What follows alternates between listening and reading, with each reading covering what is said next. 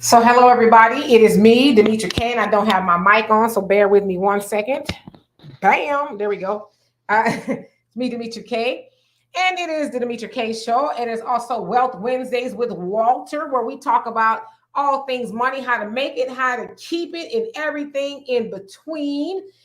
We are going to start off with talking about that of Uvalde, Texas, the unfortunate situation that happened there. So the title of our show is "There's a Uvalde Happening Every Day," and no one says a word. Really, sort of, kind of. I'll get a little into that just a little bit more.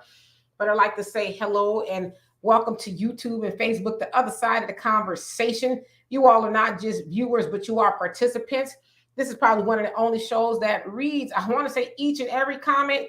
But lately, we haven't been able to do that because we get a lot of comments, but I do read everybody's comment on here, at least I would say 3 times. And so I'd like to say a big giant thank you to Walter for being here every Wednesday, imparting his wisdom upon us. And so what say you before we get started? No, I'm just happy to be here. I'm happy to be able to kick knowledge and kind of educate and talk about the current affairs. Some cool, some crazy stuff going on right now that we need to address. So I got a few answers. So I'll be talking about that. All right. So hello, Chico, the pioneer, and CG. How you doing? All right. So let me go ahead and get into it. And who else on here? Adrian, how you doing? And Black Empowerment 01, what's going on? So as you guys know, yesterday at about 11:30 a.m. in Uvalde, Texas, which is about 75 miles outside of the Mexican border and about 85 miles away from San Antonio, Texas, at Robb Elementary School, there was a shooting, specifically Salvador Ramos, 18-year-old guy, I don't want to call him a kid, 18-year-old man, got onto the elementary school campus. And it sounds like he went into a classroom and he murdered 18 children, 2 teachers. And before he got there, he shot his 66-year-old grandmother to death. And so the police, shot and killed him there at the school. Okay. And so, of course, we've been hearing a lot of outcry and things like that about what's going on, as we should. It was like 10 days ago or so that there was another mass shooting in Buffalo, New York, where 10 Black people were murdered by a white supremacist by the name of Peyton Gendron. And so I was speaking to Walter before we came on here. I said, well, what do you want to talk about today? And so, he wanted to talk about children in regards to, children dying every day, not necessarily by a shooting, but by a whole bunch of other things. And it just kind of really goes over people's head. But I do want to say this. No, we're not talking about other kids dying to dismiss what happened in Uvalde, Texas, because I don't care what color you are. No child should go to school and not make it home due to something horrible like that happening. Okay. So I don't want to make it seem like we're like, well, forget them, let's talk about us. That's not where I'm going with that. I do want to say my condolences to those families who lost their babies in something so senseless, and 2 of those teachers who were teaching at that school for 20 plus years, the same school, and they, I guess, for whatever reason, were in the same classroom. And to, his grandma, I mean, she didn't deserve it either. So I just want to make that clear before we get into what we are saying. So who else came on here before I give it to you, Walter? Let's see. Pioneer, thank you so much. Josh B, Yanni, Mr. D Rob, how you doing? VL, how you doing? Lady Princess, Acrylic Kingdom, what's going on with you? Brother Jonell, how you doing? Kara's Rant, how you doing? And Rain Love, Janelle, who else? Sunlight, what's going on? And the Agitator and Arson, how are you? We are doing well. And the Pioneer wants to know, Walter, how are you doing today? All right, so the floor is yours. And Brother Sly, how you doing?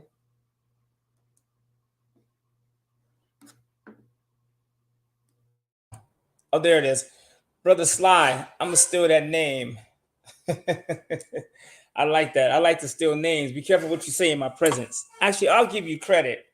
So I haven't heard much about the shooting, and it kind of just goes back to what I always talk about, is just to be careful um, where you let your mind go. But I mean, this shooting has been on every channel. I watch CNBC.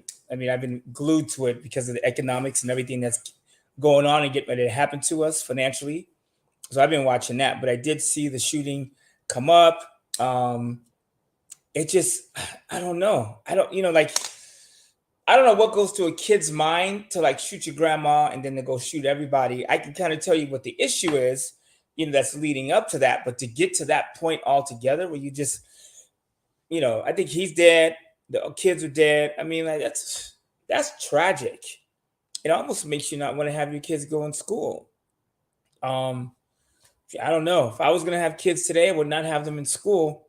Not that school. Not without two security guards standing up front.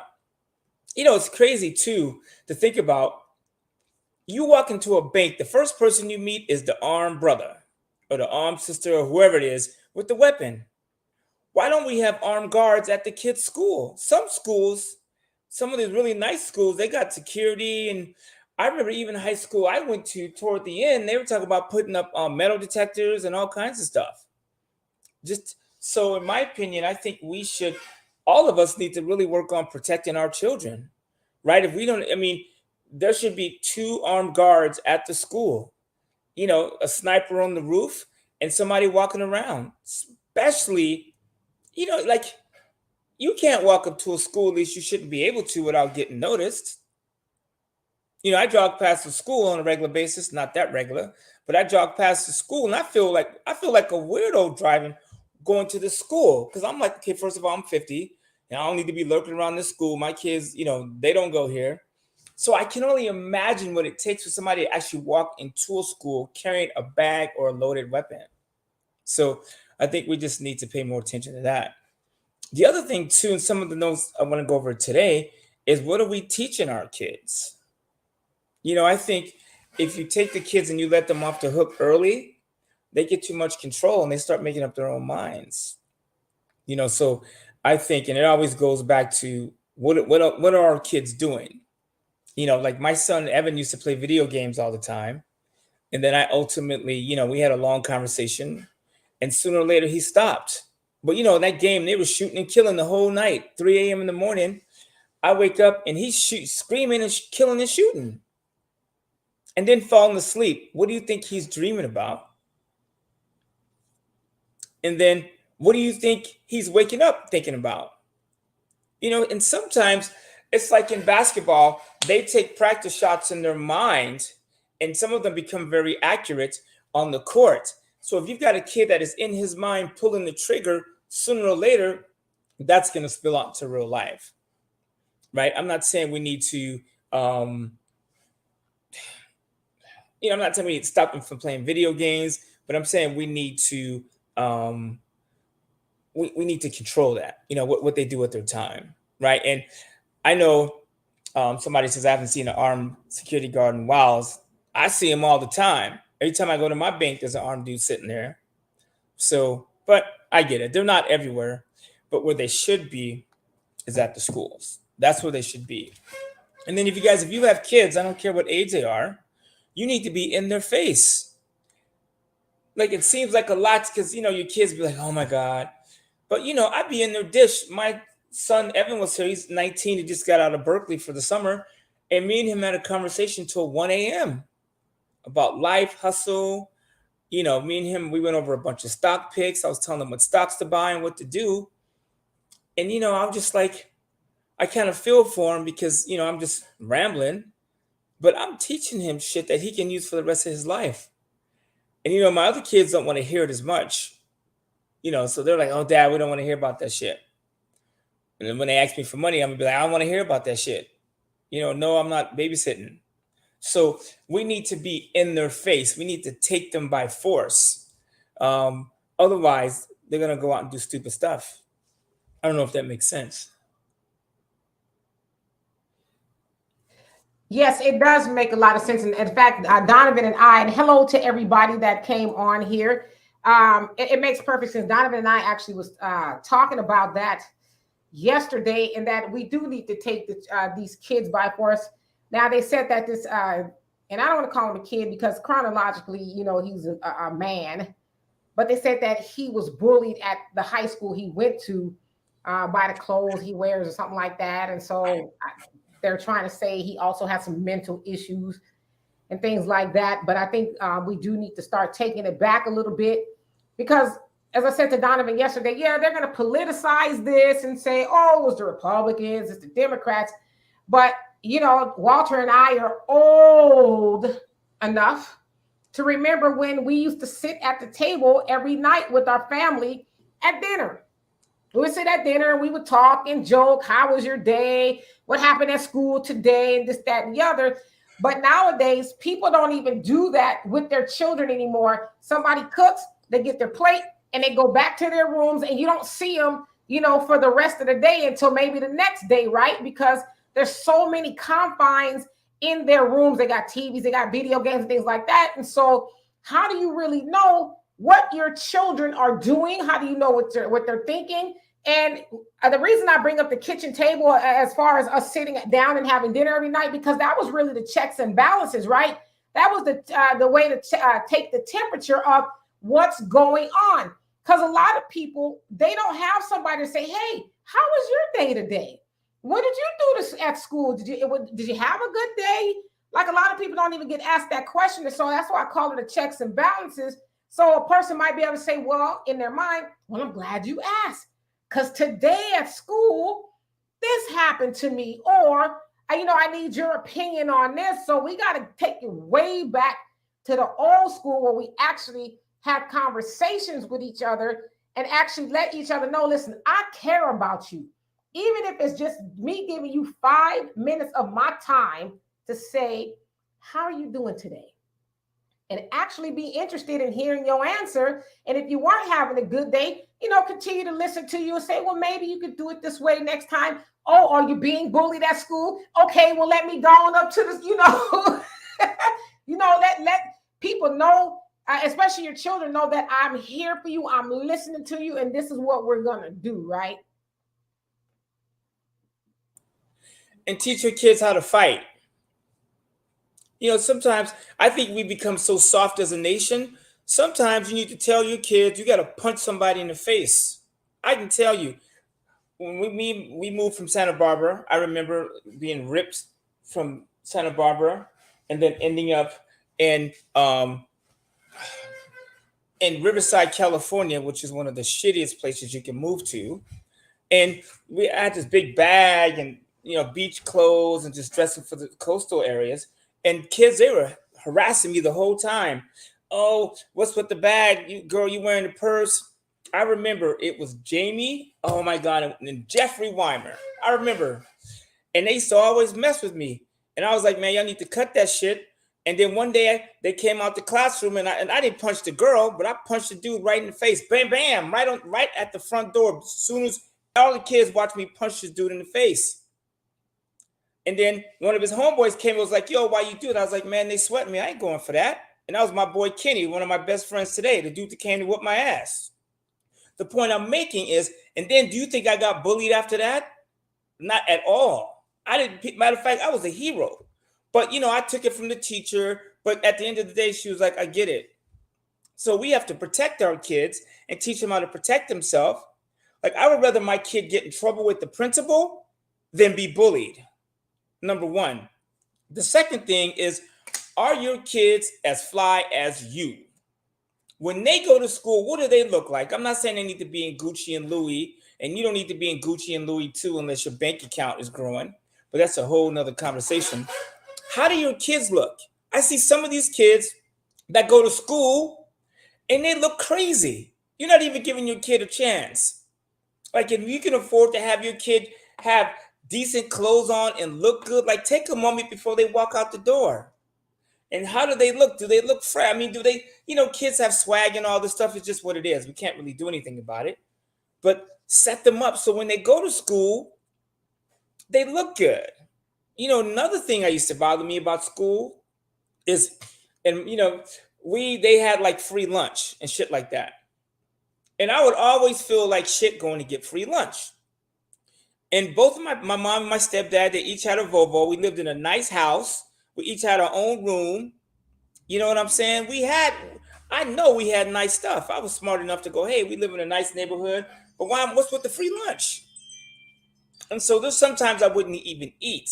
And I can only imagine that other people felt like that.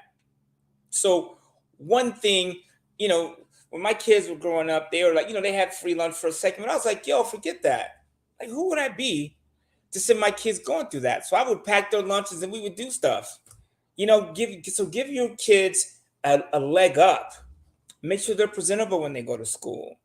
Spend a few minutes. Like, I have a buddy that every time he takes his kids to school, he goes, "You're a champion. You're a champion." And they do this weird chant and hoo-ah shit. It's some strange stuff to see. But his kid goes to school going, "Yo, I'm a champ. My parents are off the hook and we got this." So I think that kid has a less chance likelihood of going and blowing up the whole school. Right? Now, my friend seems like the weirdo, or like my kids, I always say, "Yo, what's up, world leaders?" Even though they're not world leaders yet, one day they're gonna be. And if I don't tell them, who's gonna tell them? Those two kids are less likely to walk up into a school and start shooting. But you're sending your kids to school, and you guys, we see the signs. Your kid's in his room all day. He don't come out to talk. You need to snatch them out of the room. I remember my mom used to unplug the TV. If I don't know, you remember that. She like, you'd be watching the show, dun dun dun dun dun dun, whatever Bugs Bunny that shit is, and be like dun dun dun dun dun, zoop, and she would pull the plug. And I remember now going, damn, I'm glad she did that because it made me focus, right?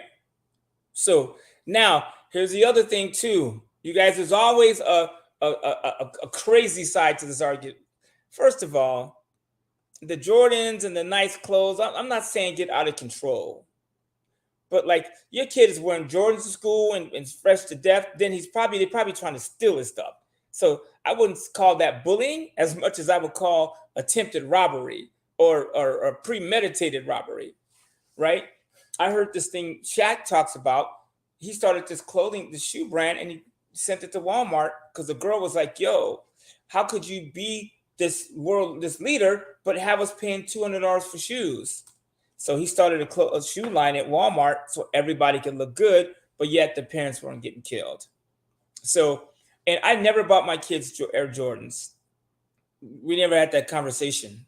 It just never crossed my lips to say, "Do you want some Jordans?" I was always trying to make sure that financially we were okay. And I know a lot of us, we buy our kids Jordans and stuff because we want them to feel good. But like, what feels good to your kid? Put some money in his pocket. Put some cash in his or her pocket. And then when somebody's bullied or she's bullied and he's got $20 in his pocket and he can make moves, then he can think differently. Am I blurry? I can see you. Okay. At Pioneer, is my screen still blurry? Sometimes it does that. Hopefully it's not still doing that. Okay, continue. Yeah, so I like this comment. Sometimes you gotta punch somebody in the nose.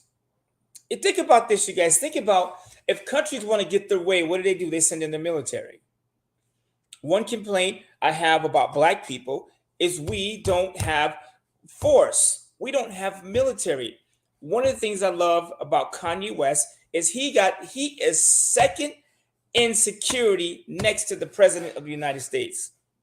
If you walk on Kanye's house, you get murdered. He has the only person in the world that has more security than Kanye West is the president of the United States. It's in the money he spends on security is in the millions of dollars. It sounds crazy, but if he gets murdered or his wife gets murdered or one of his kids, what do you think that would do to him? Right? So he's spending millions. That ain't nothing to him. So the point I'm making, we need to be protected. We need to be ready to engage in force. That's why I carry a gun. And I let everybody know, if you walk in my house, I'm shooting you, and I'm gonna turn you around and make it look like you shooting at me. Period. So we have to protect ourselves, and we need to arm our kids with knowledge that you are strong, and make sure that they're ready to go to battle at school. Because I tell you, I couldn't be a kid in school right now. Like, I couldn't do it. And some of you guys send your kids to school looking crazy. Yeah, like put some cash in their pocket and teach them about, like, for instance, Facebook, right? Facebook was 300 and something dollars. Right now, I think Facebook is 100 something bucks. On its way to $100. JP Morgan came from 170 to 112 bucks 2 days ago. So what I be talking to about my kids is, hey man, you want those new shoes? Boom. You can buy Facebook. I told my 18-year-old son, yo, let's put in $1,000 and I'll show you how to buy Facebook and Target and all these companies that are phenomenal, but that are getting killed right now based just because of the news. But those companies are going to rebound. So if we're having that conversation and all that other stuff starts popping up, what do you think he's thinking about instead? You see what I'm saying? I mean, yeah, listen, I'm not saying you're not going to be a target. You target wherever you go. I understand you guys getting gas, you out there risking it. You know, I get gas, I'm looking over my shoulder now. So yeah, that's going to be a bunch of stuff. We're going to always have to deal with that, but that doesn't mean you don't stay prepared, right? I mean, Kanye, became a billionaire, but I remember that when they rolled up on him, he was getting ready to take the kids to school or something like that, and the paparazzi was in his yard and he chased them away. And that's before he got lots and lots of money. Yeah, I saw him in the Lamborghini one day, getting into the Lamborghini, the gray Lamborghini he had. They crept up on him. But Kanye has he has protection, and we should all have that. And I guarantee you, Kanye is teaching his kids about wealth. I know he talked about watching his daughter sew something for the very first time. You know, she wants to follow his footsteps. So we need to grab our kids, and you guys, especially as Black kids, we need to do it now. Our Black kids are under mass now. They are being exterminated. Our Black kids, one, by their health, which I will go into in a little bit. Two, financially, and the stuff that they watch. My God, have you listened to? And we have to take responsibility for this. Have you listened to our music lately? Like, I'm watching, like, what's the most egregious song you've heard on the radio in the last 2 years? What's the nastiest shit you've heard? Put it in the comments. You can say it. I don't know if I can say it, but there was this song. I mean, I've heard some really, really, really gross songs, okay? But this one was called Throat Baby.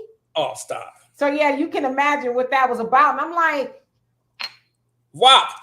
Muhammad said it. I didn't want to say it. WAP. Like. And you know what? Maxine Waters was doing an interview with Megan Thee Stallion, and she says, oh, I like that. That's some audacity. That's the audacity of WAP. And I'm like, you are like 400 years old, lady. Okay. But she wasn't saying, well, I don't know if that's ladylike. She was going along with it. Girl, you ain't WAP since Vaseline came out. But that is what our kids are listening to. So your 13-year-old daughter is walking around talking about she got the WAP. That's all. I wish I would hear one of my kids sing that song. It'd be Death to Smoochie. So we have to take them back slowly. Or, I mean, I'm saying slow because sometimes you can't just yank a kid out of their environment. But like, you guys, we need to be in their dish. You know what I'm saying? We need to teach some stuff. Like what I used to do is I used to sing to my kids when they were young. And I remember the first time they heard Harold Melvin's Wake Up Everybody, because I used to sing that to them every day, like Wake Up Everybody. And my son was like, oh, that's not your song? I was like, no, fool, that's Harold Melvin. But the point I'm making is I put stuff into their head as they were young. You guys could do this stuff. Like my daughter Brittany, every time the symphony rolls around, she's like, Dad, yo, we're going to the symphony, right? And I take her to the symphony. But like when they were babies, I used to play classical music in their room. When they wake up, I would blast classical music. And now my daughter loves classical music. So what I'm saying, so it was like a little pills I dropped on them. And so you guys, I give you permission to go after your kids, period. Right? And it was a classic, right? They really thought I wrote it. So when they would hear me singing, they'd be like, oh shit, time to wake up. The other thing you got to do too sometimes is you got to shock your kids. I remember I was the one that would take the kids to school every day. And one day I was like, I tell you what, I'm going to take you guys to school in pajamas. And I remember one time throwing them in the car in pajamas. I was like, get out the car. Now, I didn't make him get out, but I put the fear of God in him to be late. So just you can do things like that. I remember one time getting pulled over by a cop and they were still getting dressed. He goes, what? He looked in the car and was like, sir, have a nice day. He goes, I get it. And he just left. It was funny. So we have the permission to grab our kids and teach them about stuff, right? And, I have 6 kids, so I get it, having a lot of kids. But you guys, the more kids you have, in my opinion, woo, that's a comment. But it's good to have a big family because your kids, like one thing I like about my situation is my kids always have somebody to talk to. I remember growing up, it was just so many of them. Even now, when they come over here, it's just like 6 of them and their friends. And man, it'd be 15 people over here, and all I invited was the kids. And so I watch them debate and argue amongst each other and talk about topics. And I'm just sitting back and I'll throw in like, boom, how about this? And so I'm glad I had a lot of kids, but I also had to be engaged in their life. Oh, yeah, we can go back to that comment. But we have to be able to control the narrative with them. Even if they don't want to hear it all at once, be like, yo, how about this? How about this? And it's funny, I remember this song. Now, this song was egregious. And the crazy part is that's what WAP used. Now, that beat is sick. I'll get like, the beat is sick. Except, there's some holes in this house. They could have said something else, but whatever. I guess that's the stuff that we relate to. And you guys, like, especially, like, I hear Nas talking about conscious daughters. But, man, imagine that. If we could grab our daughters and be like, yo, like, you don't got to wear that. You know what I'm saying? Like, oh, shit, little Kim, Lord. I mean, our kids have been taken hostage by music. I get it. But we got to be in their face. They're doomed, man. I tell you, I went to my daughter's Morgan? Her 8th grade graduation. And I saw this girl in heels and curves in this tight outfit. And I was like, whose mama is that? And I saw my son Miles that. He goes, that's Morgan's best friend. I said, aren't we at an 8th grade graduation? I was like, oh, hell to the no. No, these kids need to get dressed. Or their mamas need their ass whooping. Father too. And some of y'all say, I'm just going to go all out. Y'all can be pissed if you want to. I see some of y'all moms out there on social media with your daughter in some sexy shit. Put some clothes on your kid. I don't want to see your daughter's upper thighs and she's 12. That is disrespectful to you and your kid. Like, seriously, some of y'all need your ass whoops for all kind of reasons. Stop trying to make your daughter sexy. That is not appropriate. Oh, she's cute. No, she ain't. She's going to end up pregnant. She's going to end up raising that kid alone. And you're going to be babysitting until you're 60. That's what's going to happen. She's getting pregnant in the bathroom, practicing her deep throat strategies. Like, that's nothing to be proud of. Lot lizards, that's funny. That's true. When I worked at the truck stop, you see him hopping truck to truck. So we got to grab our kids. And we have to teach them, my favorite subject, we got to teach them about the money. Because at the end of the day, think about this for a second. Somebody put that the white schools have metal detectors. They do. I guarantee you, when black people start focusing on our economics, we will have that too. Me and my sister were having a conversation about black people being equal. But in order for us to be equal, we need to act like equals. Here's what I mean. Like, I hear a lot of women, especially black people, say, oh, we are discriminated against, or black women have a rough time. Is that really true? As a black woman, do you really have a hard time? I'm not saying there's not stuff out there, but I know, like, for instance, I took my girlfriend to go see Menopause over the weekend, which is really funny. If women in your 40s, 50s, whoo, Lord have mercy. My wife turned 50. I'm gonna be. Oh, what does he say? On the couches where my husband sleeps tonight. That shit was funny. Oh man. But anyways, I lost what I was even talking about. But oh, black women. So there was this four women, and there was a black woman, and these two women are fighting over a bra, and the sister girl goes, "This is mine." Now I know they were kind of, she was showing her strong power, but like I think black women are in a more authoritative power. Remember when Kamala Harris was debating um, Mike Pence, and she was like, "Hold up now." I mean, I don't know if you remember that moment. She's like, "Mike, I'm talking. Hold up." And I was like, "Oh shit, they go to black women." And he was like, "Oh, so that's what it's like." And I know Joe Biden is getting that shit every day. But the point I'm making is black women have power. And if you're a black woman and you're on, the problem is with us is we need to be on our game more. We need to see ourselves as equals, right? Yeah, there's oppression and all that stuff, but so what? So what? There's racism. That shit ain't gonna change. You really think racism is going to end? I would beg that it's getting worse. You know why? Because now white people and people of all colors are starting to feel the shit we're feeling financially, right? Because we've always had problems in the black neighborhoods. There's what's called the food desert. Walmart, some of these guys, Kroger, they don't want to go to the hood. Well, I don't even know if that's the right word. They're not in the black neighborhoods. And Walmart, they were just like, hey, we cut those stores because they're not profitable. Your people don't spend money on the food that we sell, so we shut the stores down. You guys, and I promise you, Walmart is not trying to starve black people. They are trying to make a dollar. So in our communities, there's these food deserts. But now everybody's going through that. Like women can't get formula, which makes no sense to me if you got breasts. But again, I'm not a woman. I don't understand everything, so I could be wrong. But my sister-in-law in Panama says they don't even feed their kids formula. They make something and that's nutritional and they feed them. So everyone's starting to go through that.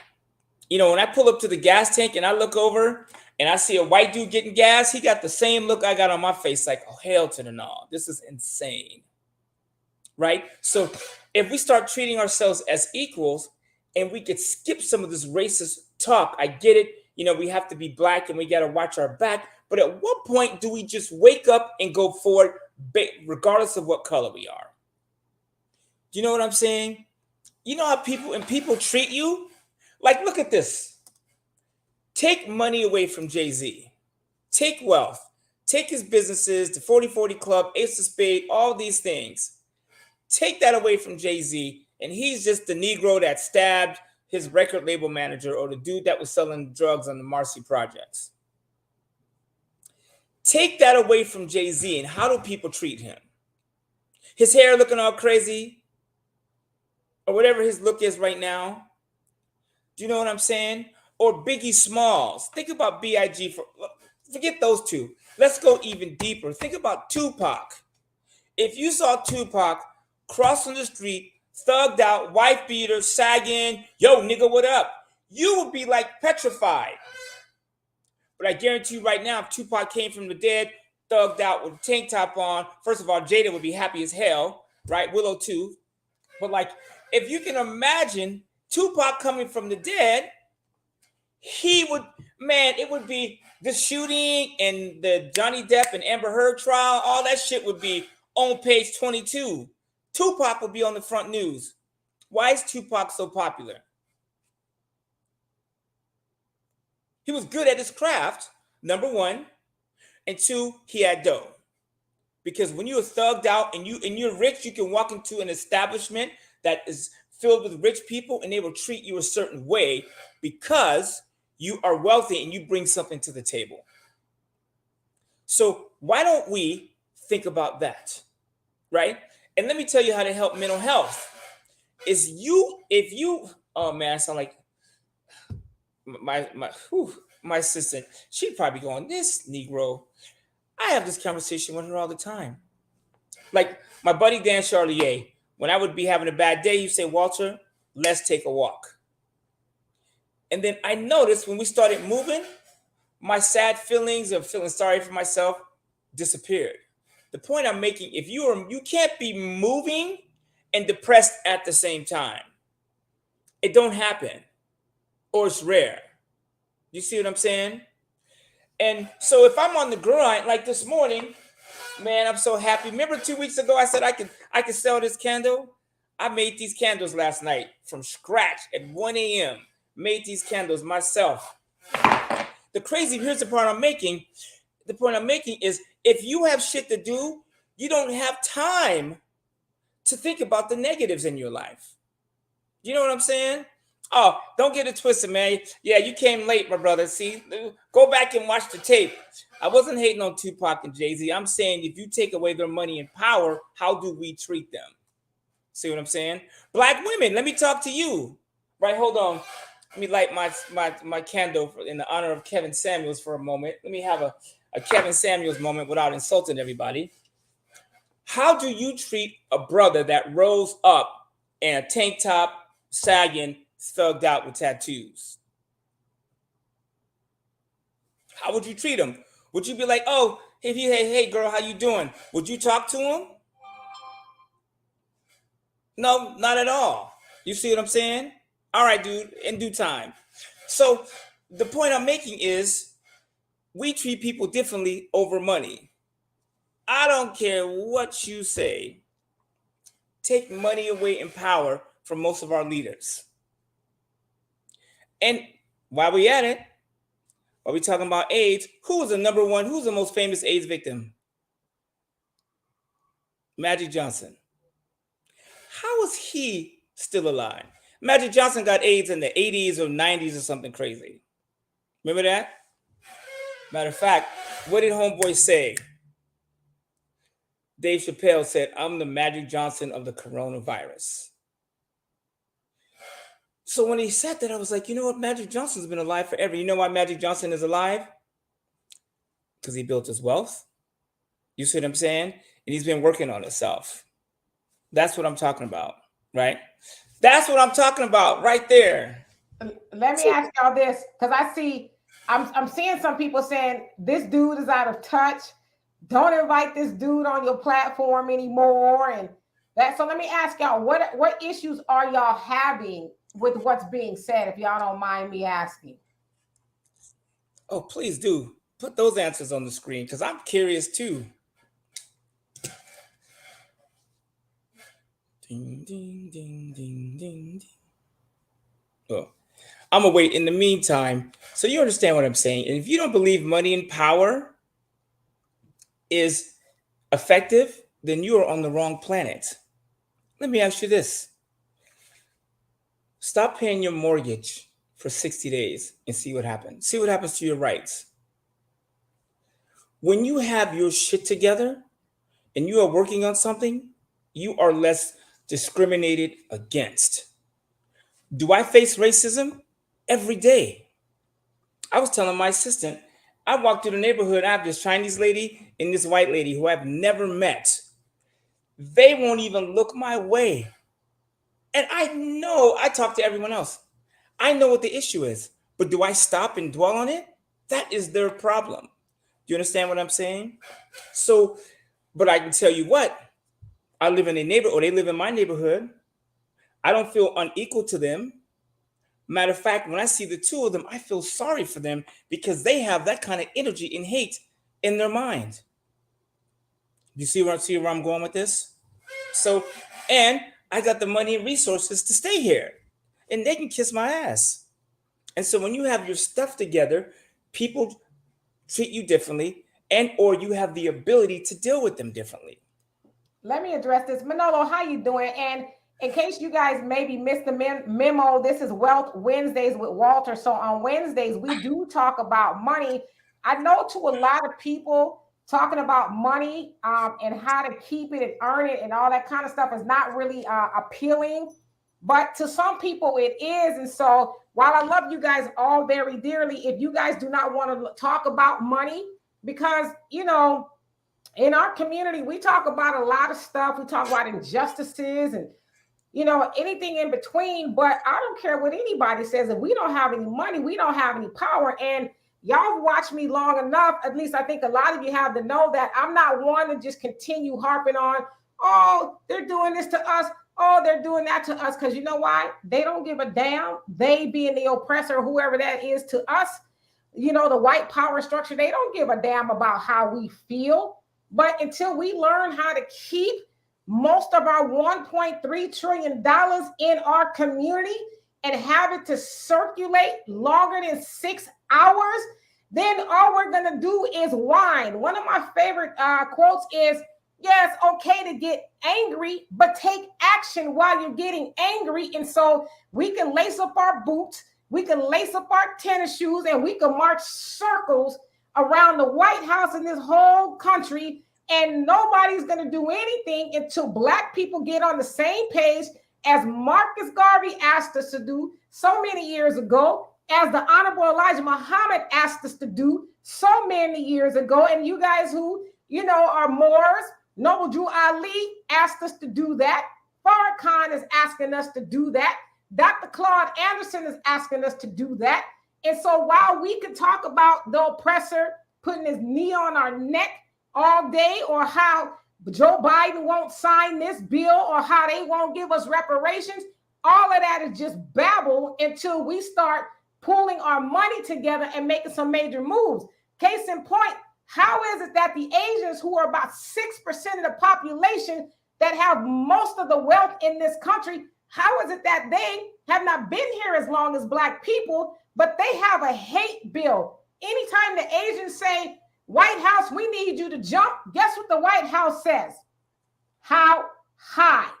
How high do you want us to jump? You know why they say that? Is because they got the resources to shut this mug down. They got the unity to shut this down. But you know what we got as Black people? Right now we got lint in our pockets because we give 97% of our $1.3 trillion away to everybody else, including the Asians, who are the richest people in this country, and we stay complaining. But then we got somebody on here. Walter don't have to be on here talking about making. I'm not talking about everybody. I'm talking about the people who want to come on here and be immature and call names. And like at some point in time, and Walter's tough, so I'm not sticking up for Walter. But, I think at some point in time, we need to rise above the silliness.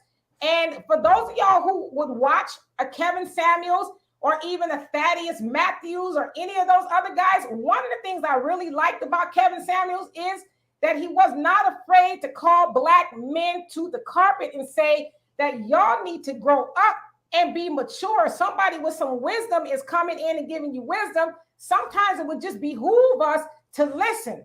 That's one of my mottos. When wisdom speaks, we need to listen. Now, again, if this ain't your cup of tea, I come back when, we are serving your flavor of tea. But right now, and there's a lot of people who will say that I've learned a lot from Walter. I've learned how to, buy this house. I've learned how to start this business or whatever the case is. And so I would say if we're going to be here, let's be cordial if we could.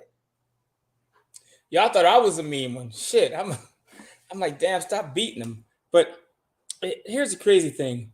While you were talking about Farrakhan and first of all, my father used to work on Farrakhan's BMW 325. Number one. Number two, Khalid Muhammad. My son is named after Khalid Muhammad. Like bald-headed brother Khalid Muhammad, Temple 27 LA. I used to talk to him all. Me and his kids used to kick it in the basement. So, and let me tell you about brother Khalid Muhammad. Every time he pulled his Rolls Royce, even though my father put a Ford engine in it, pulled his Rolls Royce in, it was pure white.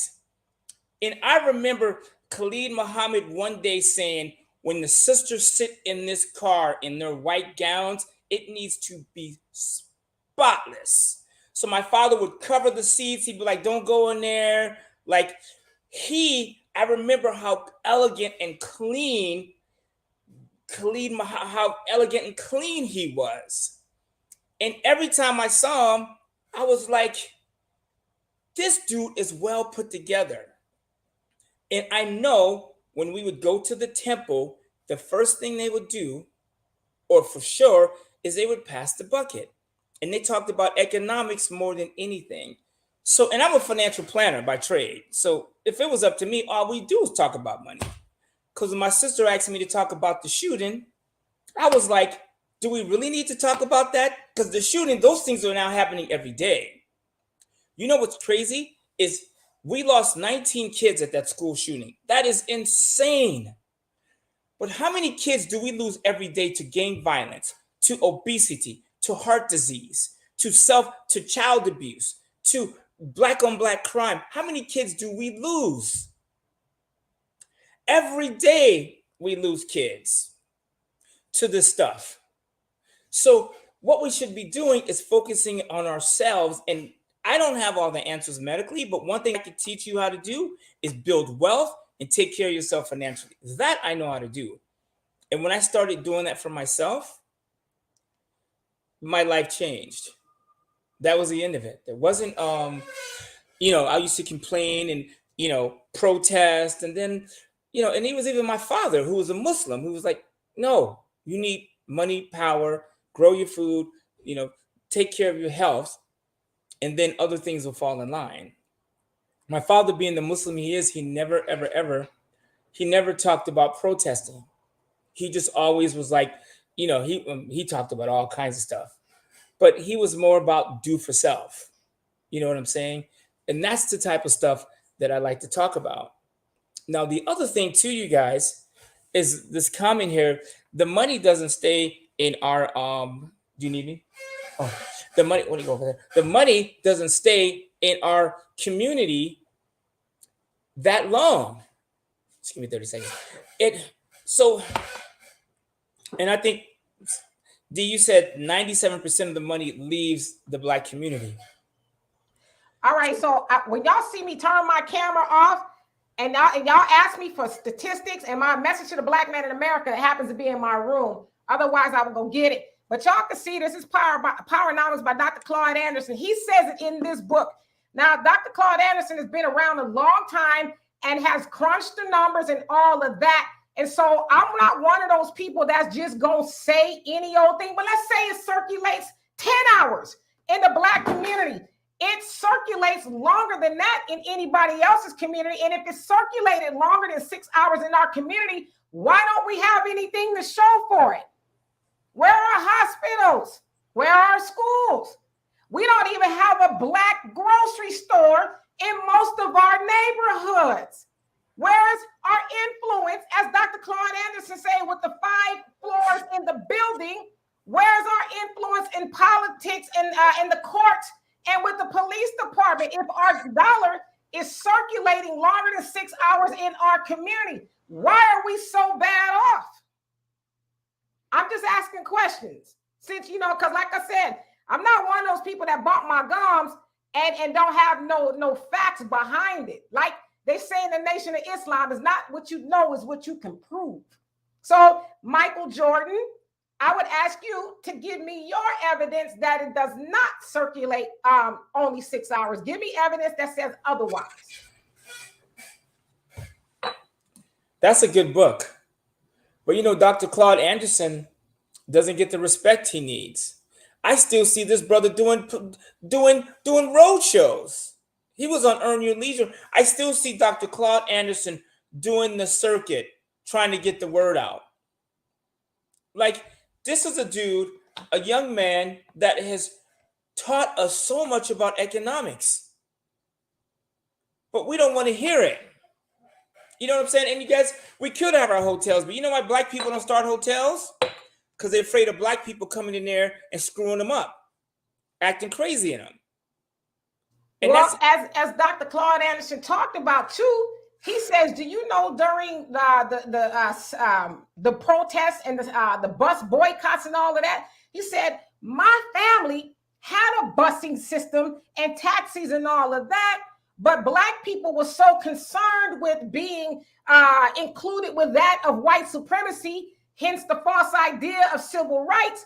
And so they, boycotted not only the white bus system, but they boycotted the black bus system. And he said, my family's bus system went out of business. So, Miss African Roots, how you doing? You're absolutely right.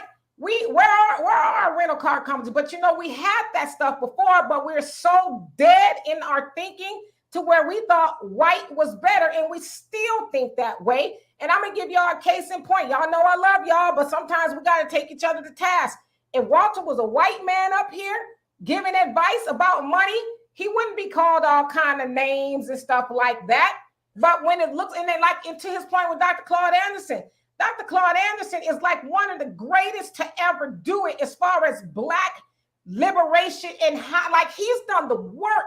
He tells us in this book how to do it. We won't even crack the damn book open. And I still hear and see people heckling Dr. Claude Anderson, who is like 88 years old. Oh, he don't know what he talking about. Oh, that's not what you're supposed to do.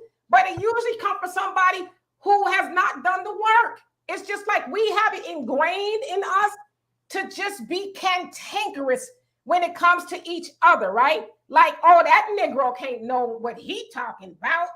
But had it been somebody else up here, it'd be quiet as a church house mouse pissing on cotton. Wouldn't have said a word. Well, and that's more self-hatred. In order to say something negative about somebody, you need to see that in yourself first. We call it spot it, you got it. It takes one to know one. I mean, damn, you could even watch the Looney Tunes, Bugs Bunny. You know what I'm saying? You don't need to hear it from me. So, and that's one of our problems, is the self-hatred is so heavy. And I know because I deal with it myself. You know what I'm saying? Sometimes I'll get out the car and I'll walk into an all-white establishment and I'll feel inferior based on the color of my skin, based on history. So I go through that. Oh, shit. Well, we'll get back to that. I feel the inferiorness sometimes. I go through it too. But let me see. Here's the thing. I'm not gonna give you my address, but you can go to Airbnb right now. Type in Lake Conroe, stay for 12. You can see my crib there. And you know how I got that house? By the shit I teach you guys on this show. Remember we went through the stock option class in the pandemic? That's where I got the money from my lake house. It's not even that complicated. You guys, I got a 19-year-old kid, Mexican kid that works for me. And I've offered that job to every Black kid in my neighborhood. Every single one of them, right? I love Beyonce. Next subject. So, but hold up. But she married Jay-Z. Take the money and power and the hustle away from Jay-Z. Is Beyonce married to Jay-Z? Hell to the no. And he cheated on her? Come on now. And I've met Beyonce personally, so I know what she's like. She don't deal with that. Anyways, next subject. So we have to own shit. You know what I'm saying? When the pandemic started, and we used to do the stock option class, and it was for Black people when we were doing the other show. And I told everybody, go out and buy these stock options with $100 today. Here's what you do with it. And I had all the women doing it. The women, most of my clients are women that were doing the stock options. I said, take some money, buy the stock options, and you flip it. And I remember doing that with you guys, with some of you guys. And some of you guys, matter of fact, I still get calls from a lot of those women all day. Oh, yeah, about this. What about Moderna? Should I get rid of it? I'm like, this sister girl 2 years ago wasn't talking about stock options and making moves. The point I'm making is we could all do it. And so how I got my shit, my sister would tell you, I was broke. A few years ago, I was spending every single dollar I made on a business I was in. I was broke as hell. So my credit was low. This was like 3 or 4 years ago. So I understand what it's like to struggle. But what I did is I switched, and I'll get to this comment. I switched my mindset. If I'm telling other people to buy life insurance and get stocks, even though I had it, why don't I have more of it? And then what I really said to myself is, why in the hell would I spend all this time teaching people how to invest and buy stocks in real estate when I should be doing it myself? And really, I don't have time for them if I'm working on me. So the fact that I do this show and shit like that's the only time I give financial advice is when I do these shows. Oh, there she is again. You know what I'm saying? So I shouldn't have to justify what I got. But you can take your ass down to Lake Conroe. You can stay at my house. Matter of fact, if you go, I'll give you a discount. or you can go out to Joshua Tree and you can take your camper out there. This, yes, having money is not even complicated.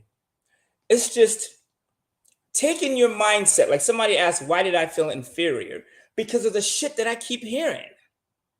Like my father tells me, I love you, this, what's up, God? Like, there's no spook in the sky. Like God is, God is on the phone pretty much is what he's saying.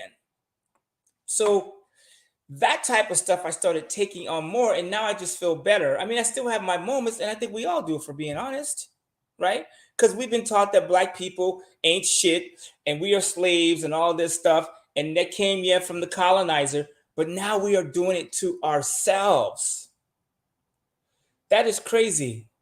And I sold all my crypto months ago. Hallelujah, Jesus, Allah, whoever you worship. My God. Woo. Man, crypto, me and Dee, we bought crypto together. Matter of fact, she bought crypto before me. I called her and asked her about crypto. I still don't understand cryptocurrency. So, but I sold it all, right? And I used it to buy real estate. So we just need to focus, because all that other stuff you can't do anything about. Will there be another shooting tomorrow? Most likely. But the thing is, in America, we have media. In all these countries, they get killed every day, but they don't have the media we have, right? And I'm not in a white neighborhood. My neighborhood matter of fact, there's probably more Black people in this neighborhood than anybody else. You've been to my house? See, I'm like Farrakhan. I live in an integrated neighborhood. And I don't base my neighborhoods based on race, right? What happened when you bought the house in Dallas? Oh, shit. Whew. Okay. And leave this comment up because I'm going to address this too. Because I am not oppressed, but I deal with the oppressor all day. And here's the crazy part. So the house we bought, I forgot about that house. I feel better already. So long story short, this house for my cousin, she rest in peace. It was long story, sat in the family. They were losing it. It was days away from foreclosure. And me and her had a long conversation, and she was like, Walter, just do whatever you got to do to get this house to do it. My cousin didn't end up wanting the house, whatever, long story. So I bought the house, right? And me and my son, we get out and we're fixing the house up. And the sister rolls up to me and this brother, and she gets out the car and walks over to me and was like, what are you doing over here? Like, y'all buying up the real estate. This is my son's house and doo-doo-doo-doo. And I was like, yo. And I remember all my workers, I said, y'all go inside. I got this. I said, don't let my demeanor fool you. This is because I'm being nice to you. Don't get it twisted. And the dude got back in the car and shut the door. So it's just me and her. He was like, dang, okay, I get it.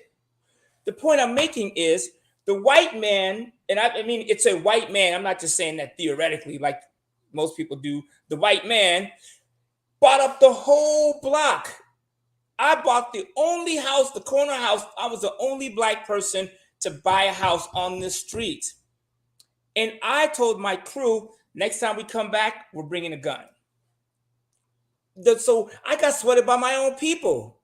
Now, most of the Black people on the street were cool, but I'm glad to see a brother doing it. They were nice and all that stuff. But damn.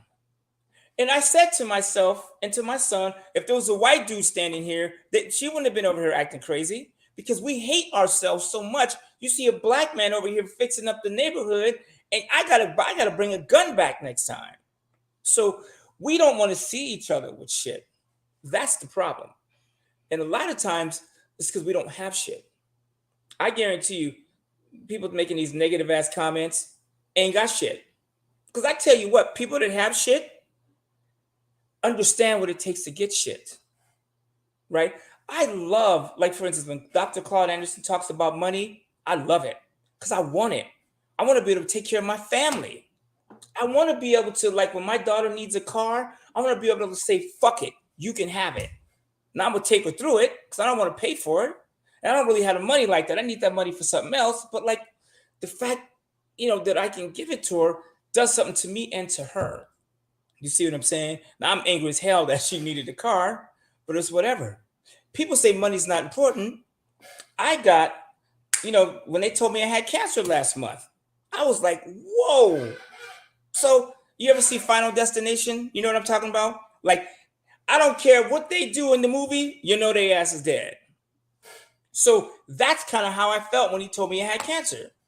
And so I was doing the research, and matter of fact, my TV was not changed. It was on YouTube. I got a dude talking about cancer. When I'll leave, it'll be cancer TV up in here. What to eat, what not to eat, vegetables, fruits, whatever.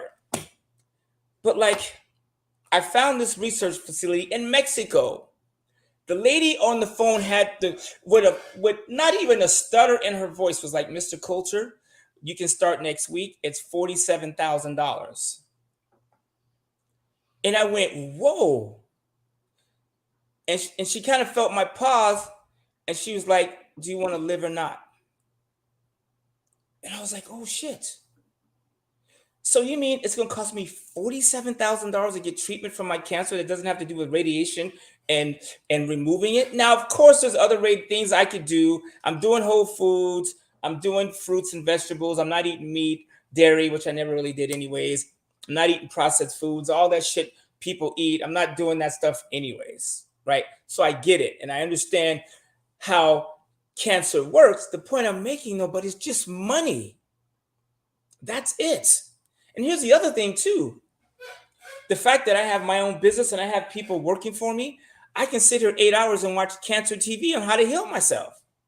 If I was punching a fucking clock, I couldn't be doing research. If I had a job 9 to 5 and then a 5 to 9, I would be dead in years. So money is important. Some of you guys are $2,000, $3,000 away from your kid's self-esteem turning around and him or her being able to move ahead. So yeah, you guys, whole food is expensive. But you know what's even more expensive? Is eating that Kentucky Fried Chicken or McDonald's or even Chipotle or some of these places long term, or just eating crappy foods. That is more expensive, right? Vitamin D, yeah, the Mexico place was like, we'll put you on a vitamin D thing. One day you'll spend all day doing that. And aerobolic pressure and all these things I couldn't remember. So there's a lot of things you could do. But here's the point I'm making, you guys. All those things you're putting on the screen, every single one of those things costs the cash dollar. Every single one of those things. So I told my sister earlier, Black people are being murdered every day by wealth and by food. Another thing you can't talk to Black people about is the fucking food that we eat. Man, I was telling somebody, I go outside and I'm tired of seeing our people overweight. Now I get it, we struggle with it, but man, the food is killing us. And we're eating it up. We have to pick up the ham. Like one of my boys like, oh man, we're going to get some barbecue and whoop-de-whoop. I said, man, let me ask you a question. How long do you think you're going to live eating like that all the time? Right now you're 40, so you're cool. But like, wait till you get 50. That's why they tell men when you're 50 to do cancer screenings, because that's when the mitochondria gets weared out and all those foods and stuff start wearing you out. That's the type of stuff we need. But I had to buy the book. The book from the dude is $112 on Amazon. For a book, $112. And one of the guests was like, oh shit, I'm gonna get to this. You can lead us up, because that's my favorite subject. If you give me permission to talk about money, I'll do it. But I'll end with this. The book is $112. And the people were like, oh, how could you charge $112 for a book, $112 for a book? You're a ripoff artist. I go, you dumbasses. You go to college and you pay $200 for a textbook and you throw it in a drawer. You don't even read it. This dude's got a book. He's charging you for the information that he thinks is worth. It's $112 and it can save your life. And we are eating this man alive because the book is $100. But you spend $100 at Papa Doe, Papa Do, or Papa Dizzy, or whatever the shit is. Come on, y'all. We need to change, right? So can we talk about money for a second? Do I have permission to do that? I have people be hating on the money subject. Here's one thing you guys could all do right now. For those of you who are writing this down, I'm going to tell you what to do. The library is free. Problem is, ain't none in my neighborhood. And we're so busy, we can't get to the, we could get to the library, but think about all the things you have on your plate. And you guys, YouTube is my university. YouTube and Netflix, man, there's so much information on there. If I had kids again, we just watch YouTube all day, right? So it's crazy. Like this. Here's what you can do right now. Take $100, open the E-Trade account, or do what you got, Robinhood, whatever. I always tell people go to E-Trade because it's easier to navigate. Go to E-Trade, open an account, a non-IRA brokerage account. They'll give you a checkbook, they will give you a debit card, and you can buy stocks. Here's some gangster shit. I'm gonna tell you what to do, and if you do this, first of all, we could every week I could give you a tip that would make you stronger. Because this is what I did for Kanye West and all the celebrities, and what I do for people all day is just give them the one thing at a time. Open a stock account, and what you can do is you can buy stocks. Facebook is 300 to almost 100. Target is down. Nvidia is down 50%. Amazon is down from on the way to $400 to $2,000. Boom. You can get those books. They're not $112. You can buy 2 of them. So you guys think about this. Target and Walmart got crushed so bad because they have inventory, which means people ain't buying stuff, which means we are in more trouble than we thought. It's going to be so rough for people, especially Black people, these coming months. It's about to get nasty for Black people financially. Watch what I'm saying if you don't believe me. So here's what you could do. Man, if it were me, and this was money that you can leave sitting, because the problem, hell no red meat, no dairy, no way. That shit was killing me. Man, when you learn they cut cancer out of the meat and put it on the shelf, you'll stop that. So, but back to the stock options, or the stocks. I don't care, man, if I would borrow money from a credit card, I'm talking about me. Take the money, and I'd be buying Facebook, Target, Walmart. I'd be buying the stocks that are good companies that just got killed. Shit, where's my list at, man? I got a whole list of stocks over here. The devil is a lie. He probably like, don't teach them Negroes that. Can you maybe back it up a little bit and talk a little bit slower? Oh, you want me to slow down? I'm sorry. I get excited when I talk about money. But I have a list over here somewhere with stock tips on it. I don't know what I did with it. It's the stocks that I'm buying that I'm currently buying right now. But there's a whole list. What the hell did I do with that list? There's a whole list of companies that are good companies that are getting murdered right now. And they're good companies that are just getting hurt. So right now I'm buying Facebook. I'm buying Vale, VALE, good company. They just got hurt. A lot of these companies, Twitter is on the way to $20 from 55. So what I'm doing is buying stocks. Here's the crazy part. You can buy stocks and then you can borrow money against the stocks in your own account. Listen to me again. Some of y'all got money in 401ks, in IRAs, in life insurance. You can borrow money from those things, put that money in a brokerage account.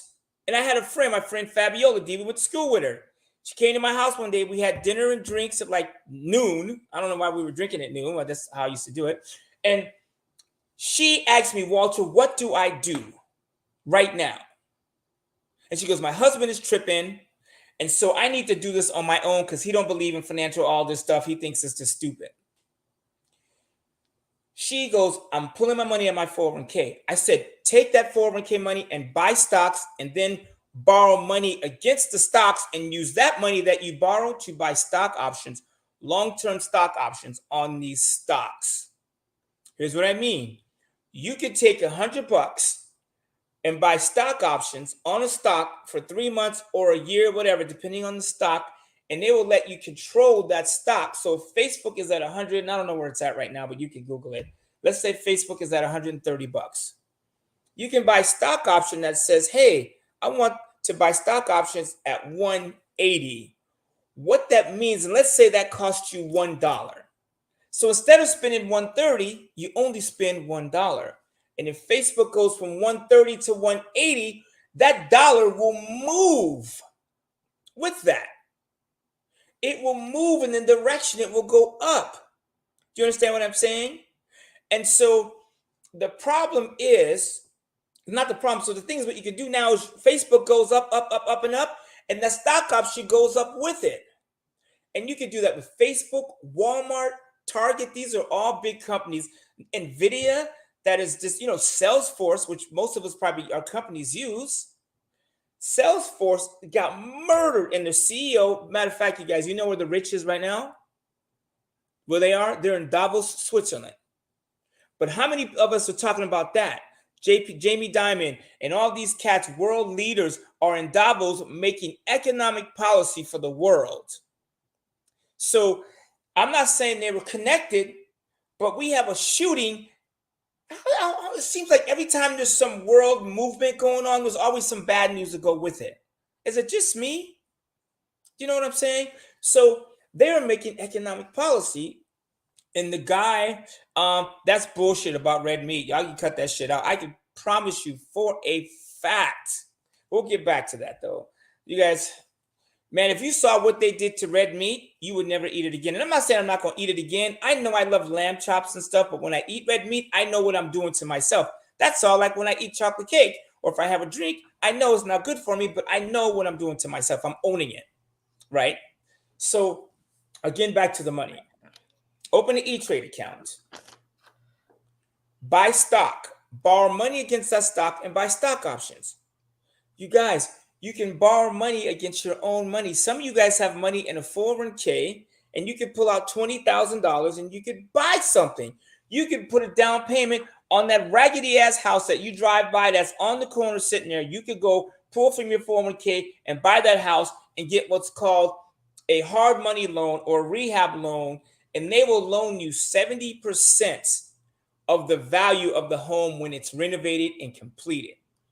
People talk about gentrification. Here's what white people are doing that I talk to. And here's what I'm doing too. Bugs Bunny said, if you can't beat them, join them. I'll leave that comment up. I'll come back to it. And man, I'm just going to give it to you straight. And you can get hurt if you want to. But I had a white dude tell me, we go to the black neighborhoods and we buy the raggedy houses and we wait for the white people to come in and improve on them and the value goes up. There are white people in 5th Ward, 3rd Ward in LA. You wouldn't go Western in the 10. You wouldn't walk there at night, not by yourself. It's all gentrified, $1 million condos where they used to sell crack on the corner. And I remember one of my clients bought a duplex there for $400,000. I go, you're not worried? She goes, no, we're okay. And they don't mess with us. White lady, one of my clients, Jewish, gets in her car, goes to her house. No one fucks with her. The blacks in the neighborhood fucking with each other. The white people they're not even worried about walking to a black neighborhood. You see white people walking their dogs in the craziest, in Inglewood, California. You see, I was on the corner with my Uncle Wallace. I was like, man, there's a lot of white people over here. This is fucking South Central.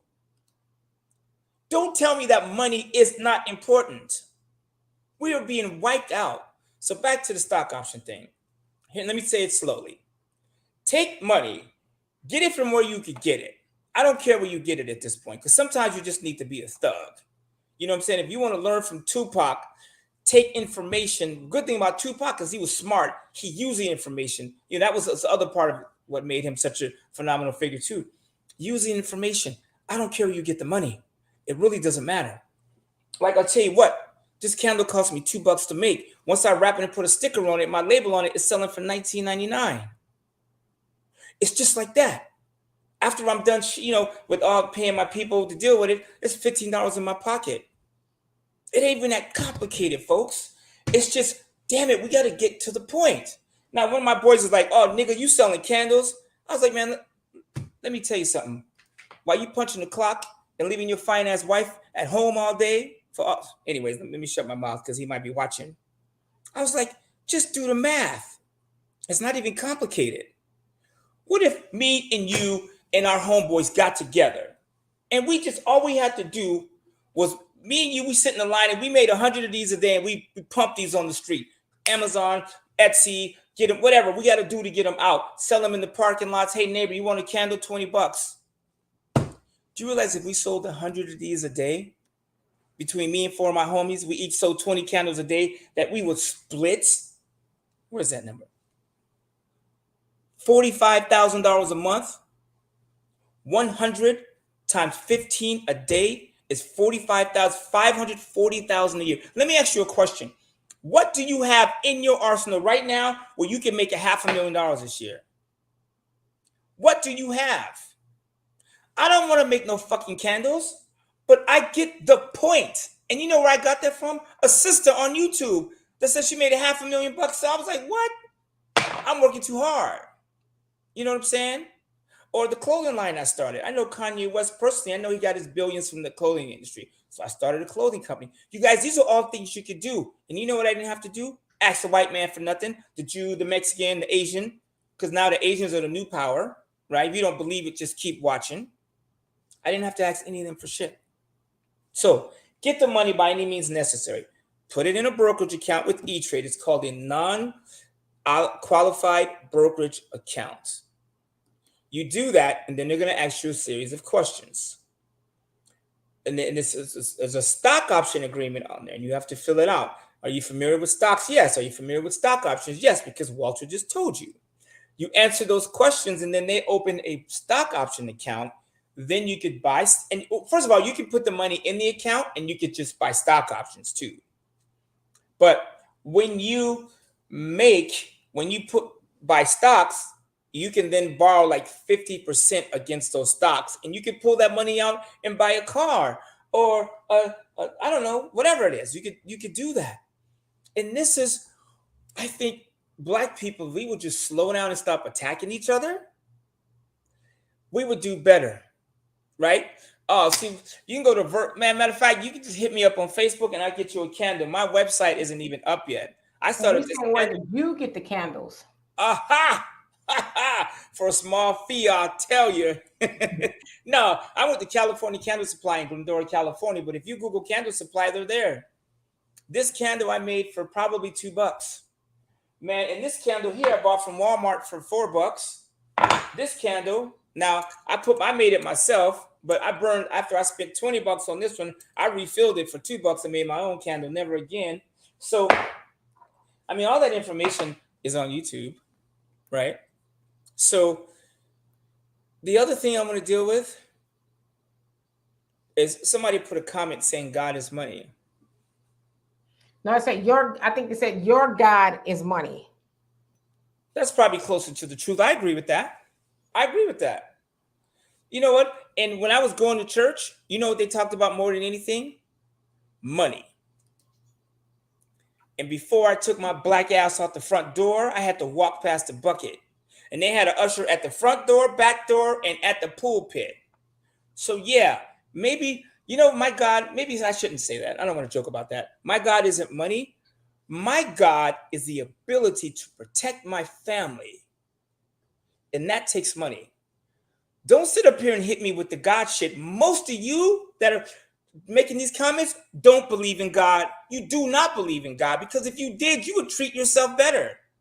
Like my father says, we are God. We are, even in most religions, they say we are met in God's image. We are created in his image or something along those lines. But how do we treat ourselves? Would you walk down the street and shoot God? Would you, God cut God off and he honks and you turn around and shoot him? Weren't you telling me that, was it Ricky Smiley's daughter got shot? Because she honked at somebody? Out here, in Houston. Because she cut somebody off or something. They followed her in a drive-through at Whataburger and they shot her, I think, like 3 or 4 times. She survived, but... So don't talk to me about God, because most of y'all that's making these comments don't even believe in God. Because if you did, you would treat yourself. And you know, the crazy thing is about religion is they tell you, put money in the storehouse. Give some to us. Put some in the storehouse. I don't know how the story with Jesus and the talents go. I don't understand the full story. I do. But please tell us, because I said it once and some dude was like, you got the story wrong. Well, so really quick, I'm going to do it really fast. So what happened was the king, the rich man, he gave 3 guys money. He gave one guy, I think it was 5 talents, 1 3, and then 1 2 or 1 or something like that. And so he says, go off and bring it, turn it over, invest it, bring back more or whatever. So the one with the 5 talents came back and he doubled. It says, hey, I got you 10. And the king was like, yay, great, thank you, thank you.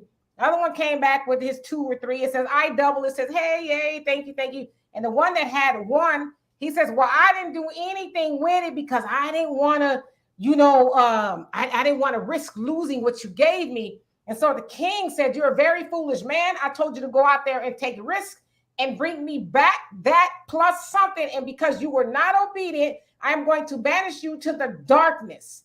And so that's the tale in the Bible about the talents. You're welcome.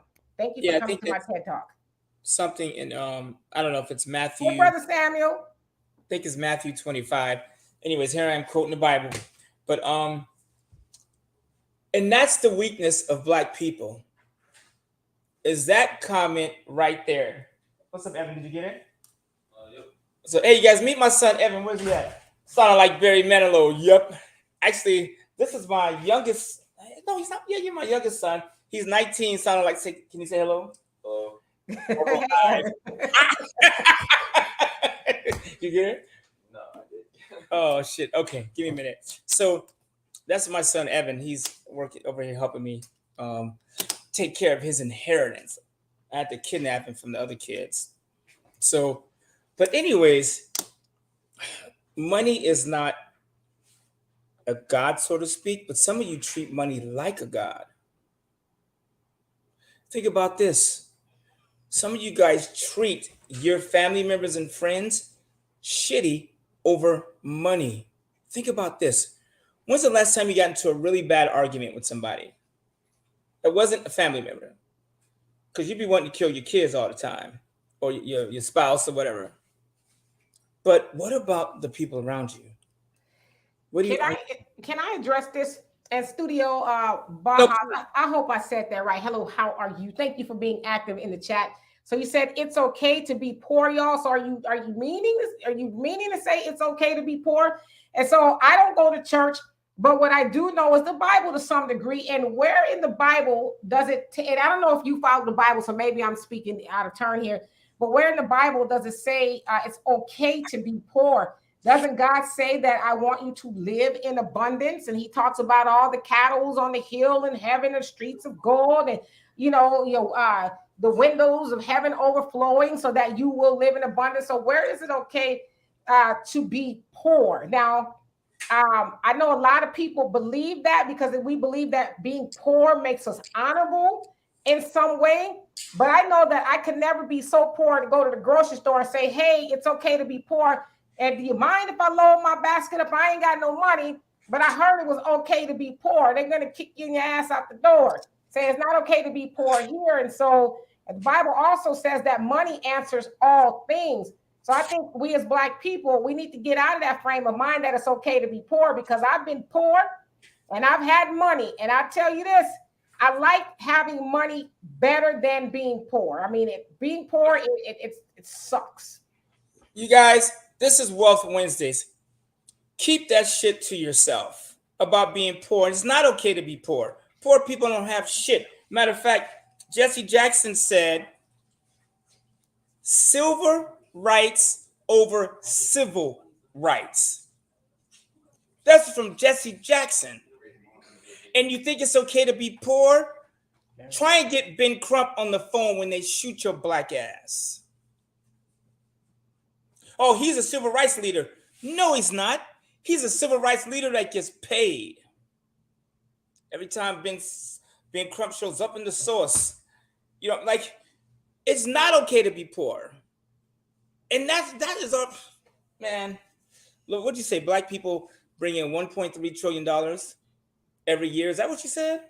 Yes, $1.3 trillion every year, give or take. I don't know what it is now, but that's really roughly what the number is. But we give 97% of that away to everybody else. So roughly we have 3% of $1.3 trillion to live on. Can I ask you guys a question? What is wrong with having money? And a bunch of it. Like, it's funny. The most popular people on Instagram are the richest. Kim Kardashian, Khloe Kardashian, even Courtney, for God's sake. Kendall, Kylie, even Caitlyn, him or her or they, I don't know what happened to him. But even Kris Jenner, y'all follow these people. Sound like Bill Cosby. These people eat the jello. But damn, y'all follow these people. They're all rich. And by some of y'all own admission, they're not bringing shit to the table. Why does Kim Kardashian, why is she, and I think her sister passed her, but why is she one of the highest, why does she have more followers than almost 99.999% of the people on the planet? What is she, now Kim Kardashian is a boss, I'm not here to attack her, but I'm saying, why do we follow, I follow her too, shit I do, but why do we follow her? Like, sometimes, because we like greatness, we like people that are doing stuff. That's why I follow Elon Musk and whatever. You know what I'm saying? Like, it's okay to have money. Let me tell you something about the Kardashians. Say what you want about them witches, but they are paid. And y'all know if Kim Kardashian showed up to your neighborhood, your black ass would be outside taking photos and selfies with her. And ain't nothing wrong with that, right? I remember, I'm a Republican, so y'all can add the hate to the comments. I did vote for Barack, though. I remember being a staunch Republican, and I met Al Gore. He shook my hand. I was like, oh shit, it's Al Gore. I hate his politics, but I was like so fired up to meet this dude because I'm attracted to greatness. I'm not saying Al Gore was the greatest. I'm just saying he's out there. He's trying to do great things. I love what he's doing for global warming, blah, blah, blah, whatever. So why not focus on the wealth? You guys, Jesus, it says he rode on a donkey. So when people talk about Jesus being poor, that's how I know. That's how I know you haven't traveled. That's how I know you ain't got it. Because donkeys in the Middle East are not cheap. First of all, donkeys are taller than horses, and donkeys is the animal of the wealthy. They use donkeys to carry stuff. I mean, these are huge animals, right? Jesus was not poor. Do you really think that this poor dude could really, like, if Jesus was dirt poor, how could he get their attention? They say he turned water into wine. Where'd he get the water? He turned 2 loaves of bread into whatever. Where'd he get the 2 loaves of bread? Somebody had to buy that or make it or barter or do something with it. Stop with the poor stuff. And you guys can't afford to be poor. Tell you why. Another reason. Because when somebody gets shot, we march the street. How many Asians did you see marching the street before the crime hit, the hate bill? Did you see Asian protests? Nope. You ever seen a Jew walking down the street? Not as a collective to try to get some. In fact, I don't know if y'all know, but they just signed a resolution for Jewish people for anti-Semitism to stop it, to on social media platforms and different news channels and everywhere. They've signed a resolution in, was it the House? I think it was the House of 10, that they said 6 days after the Buffalo shooting. And that was for the Jewish community. So, tell you how smart Jews are. They own the media, but let people come after them on the media and make money from it. Think about that for a second. It's like when Jennifer Lopez used Puffy's song to go after him. Remember they were going back and forth, and then she used Biggie's beat to go after him? Like, damn, she's using his beat. He's getting paid on to go after him. That's smart. They probably all laughing in the conference room. So people, and I don't agree with this. People compromise themselves for money. That is bullshit. They compromise themselves for the lack of money. Because the fact that I'm making more money now than I did back 10 years ago, actually 10 years ago I was making more money, but you get the point. I would do things that I wouldn't do right now because I have shit to lose and I have options. Money is power, you guys. It blows me. Like, when you have money, you treat yourself better. I ask you to be this. For those of you that are building your wealth and saving money, and I don't care if you got a lot of it, even if you take $10 a day or $10 a week and you put it somewhere, you will have cash. But how do you treat yourself now if you're saving money? If you're investing? I just told you, open an E-Trade account, buy stocks, borrow against them, and buy stock options. Borrow against them. See, here's another tip. If you want to, I'm going to give you some gangster shit right now. That's tip number 2. Can I talk about money still? I can bring the WB frog out and we can dance together. Here's something you could do. If you want to buy a car, do this. Oh, say it again. I need those verses, bro. I need to put that shit right on my wall. I'll take my globe down and put that up there. Yeah, Abraham had many sons. How did he pay for them? And how did he get the wine to get them pregnant? I mean, damn. Anyways, I don't want to digress. So here's something you could do. It's cars. People buy cars all the time. Here's something you could do. Pull the money from your 401k, wherever you get it from. You could, man, this is gangster shit. I'm going to warn you. You could put it in your brokerage account, and then you could borrow money from your brokerage account. Then, I'm going to say it slow. Then you can take that money and you can invest in a business. The guy that's working for me, he's 19 years old. He got his dealer's license. He heard me say that on this show and went out and got him and my son, and they just had to kick him out of here. They were in the sun listening to this shit. He went out and got his dealer's license. And I noticed when I went on my account, there was a Ford Mustang on there. I was like, yo, who's money? He said, oh, I'm buying a Ford Mustang. I did what you said. Take the money, buy stocks, borrow against it, take that money, go buy a car, and then go to your bank and ask them to loan you money against it. You could buy it from yourself, and then they give you the money back.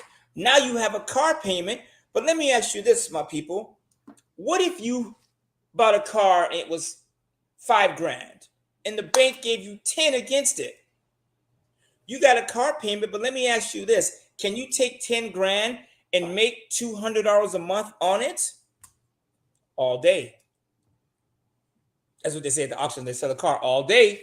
So you can do that right now. Now, you don't have to go into the stocks and all that stuff, but the reason I say use stocks, because right now these stocks have been beaten down so bad. So in the stock market, you have dividends and you have stock prices, which also work like bond prices and bond yields. So for instance, if you buy a stock, right, like ExxonMobil was paying 8% during the pandemic because ExxonMobil, the stock, they pay a dividend, right? So let's say ExxonMobil is trading at $100, right? And they're paying out $10 a year in dividends. See what I'm saying? You paid $100 for the stock, and it's paying you $10 a month or $10 a year. How much money are you making on your money? 10%. You're getting a 10% dividend. The stock's trading at 100. You bought it, and ExxonMobil's paying $10 a year. Every quarter, they divide it up. It's $250. They're paying what's called the dividend.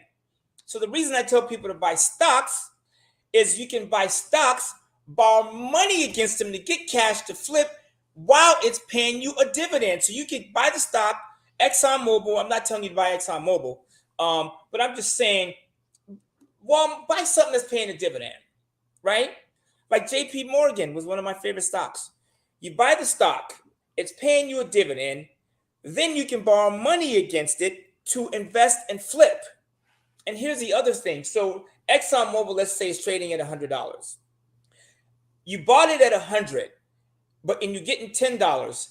ExxonMobil then drops to $50 a share. Like the pandemic, ExxonMobil was in the toilet. But they're still paying $10 and you buy it for $50. What is your dividend yield now? Your dividend yield went from 10% to 20% because now you only have to spend $50 to get that $10 a year.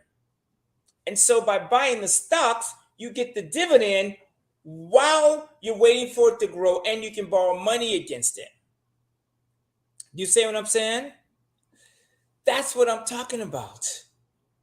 And I'm not a fan of car payments, you guys. I hate car payments. But when I got put up on, if you watch M500, he's got a YouTube video with Earn Your Leisure, the cats from Earn Your Leisure. I think he probably meant no car payments. I think that's what he meant. No, I know he's talking about putting them on Turo and all that stuff. No, that's the thing, right?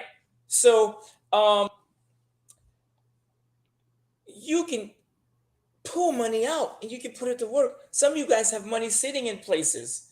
Like I have money in my life insurance policy. And this morning, I considered taking a loan against my life insurance policy to buy Facebook. Because my life insurance policy, this is so gangster shit, you guys. This is why you need to have life insurance cash value. Because your life insurance, like index universal life insurance, will never lose cash value in the market. So you can put money in it every month. And then if the stock market goes down, your money stays flat. And then what happens is you keep buying, and when the market goes up, your money grows up, your money grows.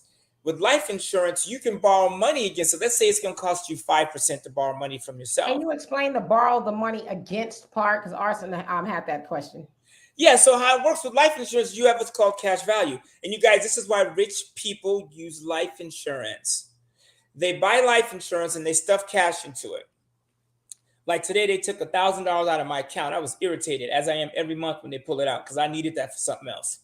But I put money into it, but now I can borrow money against it. So if I borrow money against my life insurance, they're going to say, okay, we're going to charge you 5% interest on borrowing your own money. But we're going to leave the money that you borrowed. We're not going to give you your money. We're going to loan you our money, but we're just going to use your money as collateral, which means your money can stay in the policy and grow. So if your policy is earning 10% a year on average, but the loan is costing you 5%, technically your money is not even in there. You put the money in a business and you flipping the money, and your life insurance company is still paying you on the money you got in there, and you're keeping the difference. Man, it's some gangster shit. And permanent and term is just like this. Term is for a term. Some of y'all dating this dude, you know he temporary, right? And some of y'all got those long-term, man. He's a keeper. You know what I'm saying? He put a ring on it. So term works like this. I can do a 10-year term. And I know 10 years, that term is going to be up. My insurance is either going to end or go up in price. So term is just for a term. It's what's called a bridge. And then permanent just means you have it for your whole life. So where term insurance might be $75 a month for $1 million, at my age it is anyways, the whole life policy is $1,500 a month, depending on how you set it up. So my whole life, not whole life, but my permanent policy for $1 million policies, it's $1,500 a month because of my age and da da da da da. But what you can do is you can keep your permanent, like you can take your permanent insurance and get a lower amount, because permanent insurance is more expensive because they know you're going to pay for your whole life. So they charge you, they start today and they go your whole life, and they go, oh shit, when he's 80, it's going to be this much. But what they do is they level the payment out. It's called level premium. And so instead of charging you $10 today and $50 tomorrow and $1,000 next year, they just say, okay, give us $500 a month and you're going to pay that for your whole life. Even though your premium is only $20, we're going to charge you $5 because later it's going to be more. We're going to even it out. You see what I'm saying? And then you could put cash in it. So while the cost is low, let's say the cost of insurance is, I don't know, $50, and you're putting in $500, that $450 is yours before the additional fees. And you put money in life insurance, they charge you a fee to put it in. They take a percentage up front. It's called the load, da da da da da da da da. See what I'm saying? So you can borrow money against your own money. Matter of fact, I may call AIG today, and I was going back and forth with it. Call AIG and borrow money from my life insurance and buy Facebook. Or buy one of these dividend pay. The reason I'm saying Facebook, because they got beat up so bad. Do you guys realize this? Here's a tip. Why they're in Davos, and we're talking about we don't have rights and all this crazy shit. They're in Davos right now. You know what they're doing, right? Probably sleep because they're in Switzerland. But you know what they were doing earlier? Sitting around, having drinks and fine dinners, talking about money moves. Do you realize that right now, JP Morgan and Facebook are buying back their own stocks? Now that's gangster. By the droves. So when you get a stock buyback, when the company starts buying its own stock back, that's them going, oh shit, we know our stock is worth more than that, so we're buying it back.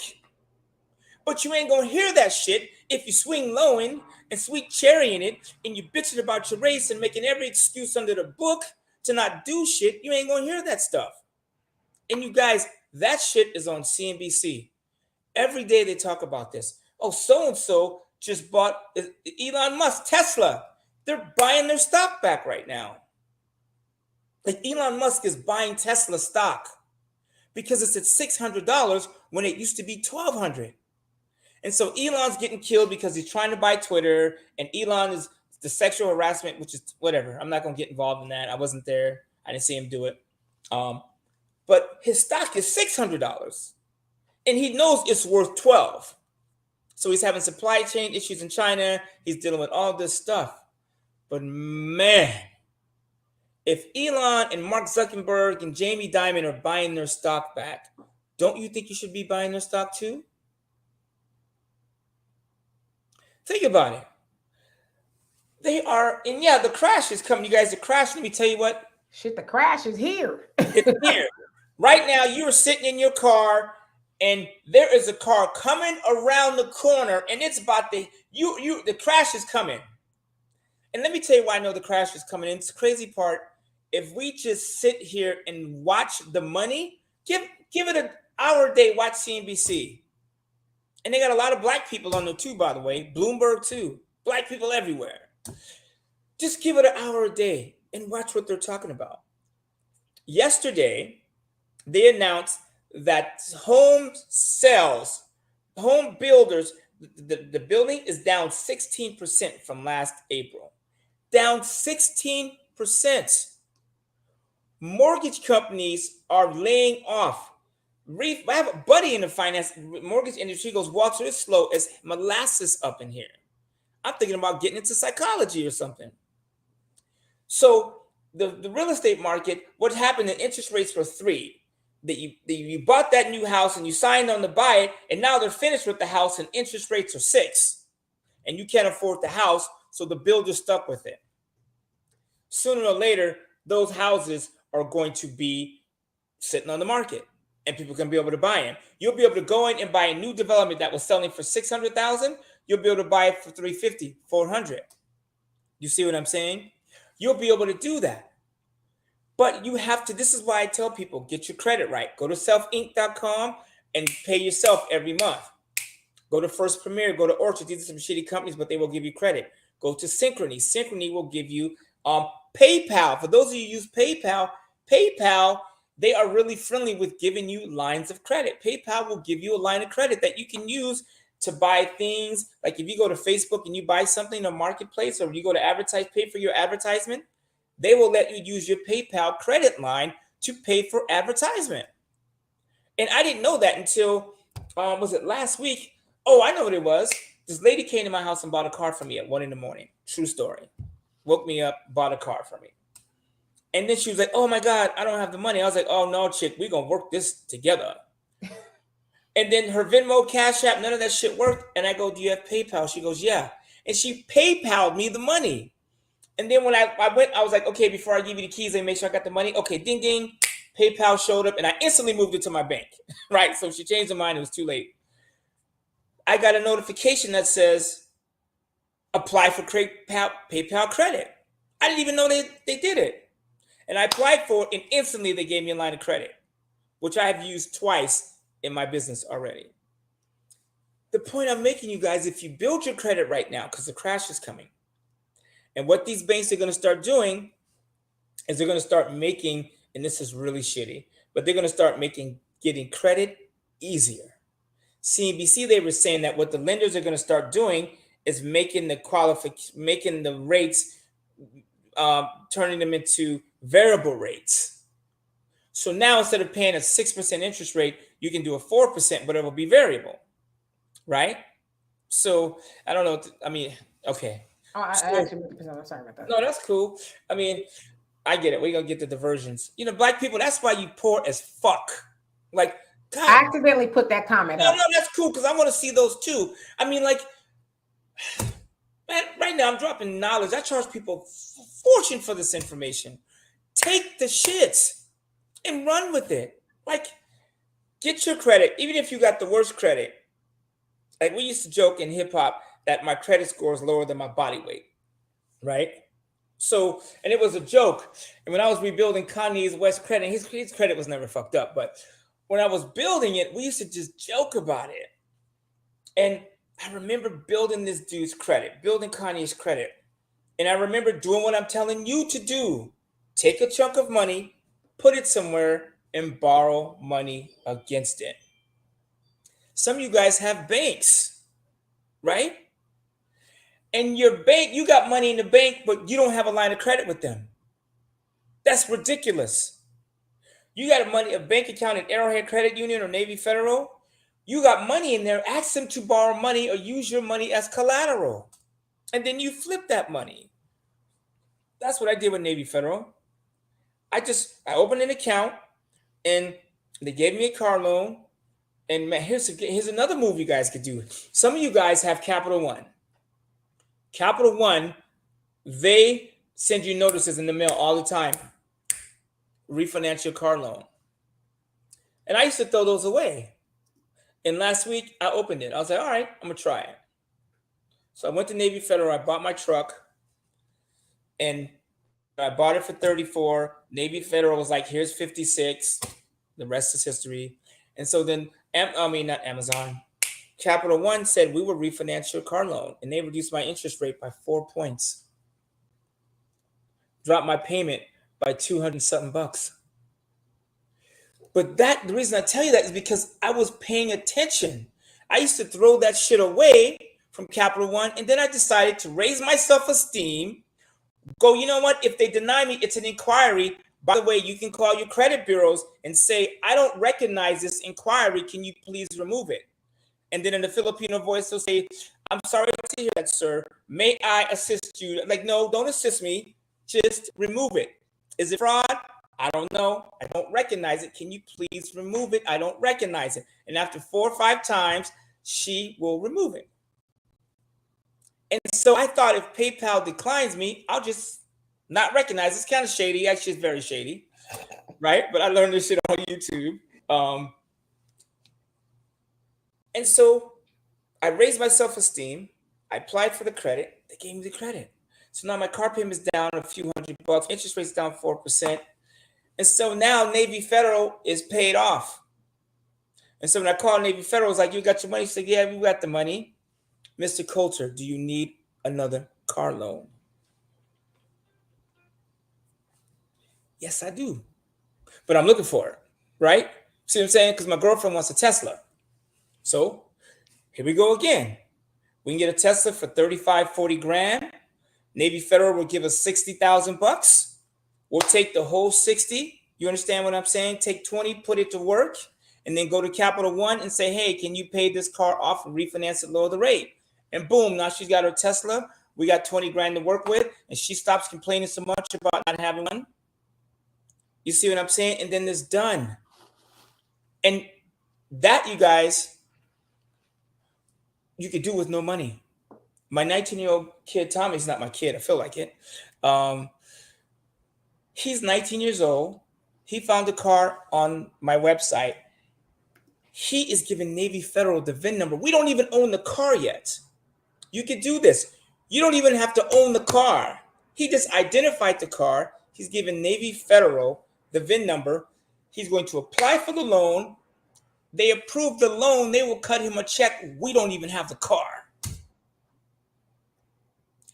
And all they say is, you have 60 to 90 days to give us the pink slip. If you do not, we will make it a personal loan, unsecured, and your interest rate will be 19%. Now, the thug in me goes, oh, I lost the pink slip, or it's day 91.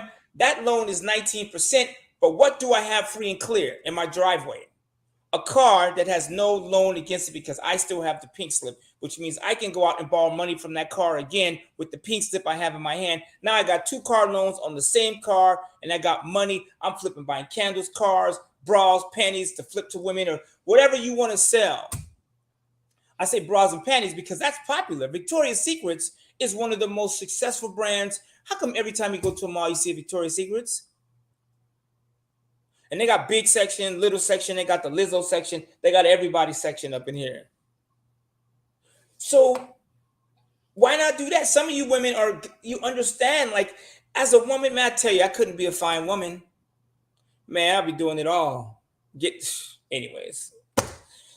Oh, Michael wants to know do you have a 850 FICO score? I do not. I showed trying to get there. My score is in the sevens, but I remember when it was in the fives. You don't need an eight. First of all, I've met one person with an 850 FICO score. One. And I know people with phenomenal credit, never missed a payment, who stuck at 830. But you guys, you can move at 620. And I probably gonna never, ever, ever have an 850 FICO score. I may never see 800. Shit, I may never see 770. You know why? Because I use my credit. My shit right now is maxed the hell out. Man, Venmo gave me a credit card at 12% or whatever it was. And I've got that money tied up in 3 cars right now that's paying me 40, 50% every other week. Why in the hell would I pay them back when they only charging me 20 a year and I'm making 40, 50 a month? They're charging me 2% a month and I'm making 40 a month. Why would I ever pay them back? Now, if I want to apply for credit, then I'll pay them off and apply for credit because it's harder to get credit when your shit's maxed. But did you pick up on what I just said?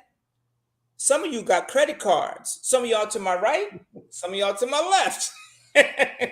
Depending on what side you're on. Man, I'm telling you, like, some of you guys have credit cards and they're getting ready to take the credit from you. And 700 credit score is phenomenal. I mean, yeah, especially with the inflation going up and they talking about raising the interest rates. A lot of people are going to see your monthly statements go up as far as your what you owe every month because of the interest rate rising. So, and that's usually what they do when the economy starts to go south. Then they, in some cases, they even lessen your credit limit.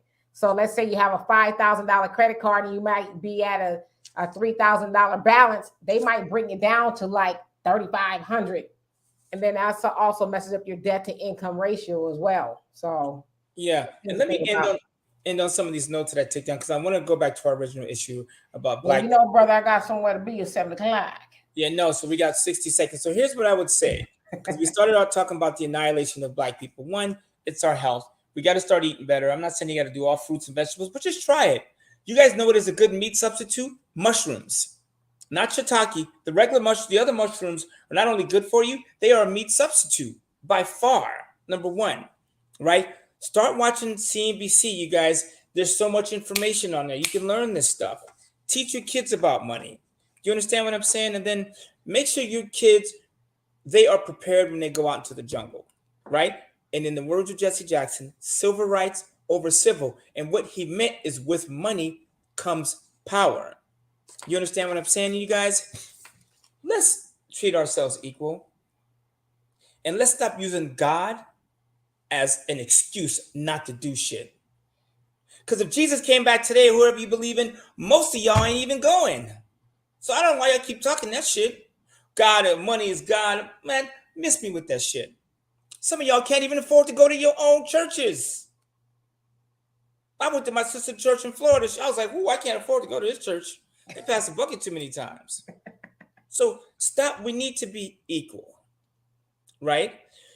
And we need to start. Just take one of the things I said today. We do this show next week. I want to see who opened up their E-Trade account. Who has a self-ink account? Who bought Facebook or Meta, whatever they call it now? Who is doing any of that? That was the people I want to talk to, right? All the other people, yeah, I mean, the comments I get, you need hate to accelerate. Oh, that should go on a shirt. You need hate. Then you do. Kim Kardashian is so rich because people hate the shit out of her. Man, people hate on Kim so bad. I see her picture everywhere. Well, let me ask you a final question. We hate her so bad. I mean, but so many people. Why is it that it took her and Donald Trump to get that sister out of jail? Why is Kim and Donald Trump talking about a crime bill that affects black people more than anyone? Why is it her and Donald Trump talking about it? Y'all can say those for the comments for next week. Right? All right. Well, we were here for 2 hours. We love and appreciate y'all. I know it's tight, but it's right. Yeah, Walter can be a little bit on the, punch you in the face side, but it's all love here. I mean, I know we don't always agree, but again, we learn from each other, and that's what it's all about, continuing the conversation, even though sometimes it's uncomfortable, but it's all love. We'll be back here again next week. And so, hello and goodbye to everybody who came on here. And where to go? Manoli says, have you bought yourself a nuclear bunker? I know I sure need one. We had it here in Texas. Y'all live in Texas. In Houston, there was some storm last night. I was like, oh my God, is this it? Is a house going to land on me? Like, what's going on here? So, you know what a nuclear bunker is? Cash. Because you can afford to get your black ass on a plane or train and you can leave when the flood is coming. Now, if it's nuclear war, we dead. I mean, no, I don't have a nuclear bunker. I got other stuff I need to do before that. And at the end of the day, seriously, if we had a nuclear bomb land on LA, do I really want to be the only one here? I ain't trying to be Will Smith. So no, I don't have one. Right? But I got my folks. And if we put our money together, oh shit. Man, black people, we put our money together and we start making moves. There's no one like black people. We are the strongest, most mentally tough. We have built everything that you can see. We built this shit. Washington, D.C. was built by black people. Columbus came over here, he saw black people. You know what I'm saying? He's like, oh, look at those sisters. Woo! Man, Columbus, they were blown away by our strength and our greatness, and they still are today. Only people that don't think that black people are the greatest is black people. That's it. So that's all. Yeah. All right, beautiful people. We are out of here. We love and appreciate y'all so much. We will see y'all Sunday. Is the next live show with Donovan and I, your other favorite guy. So we'll see you guys. You guys, please be good, stay cool, and have a great evening. Peace.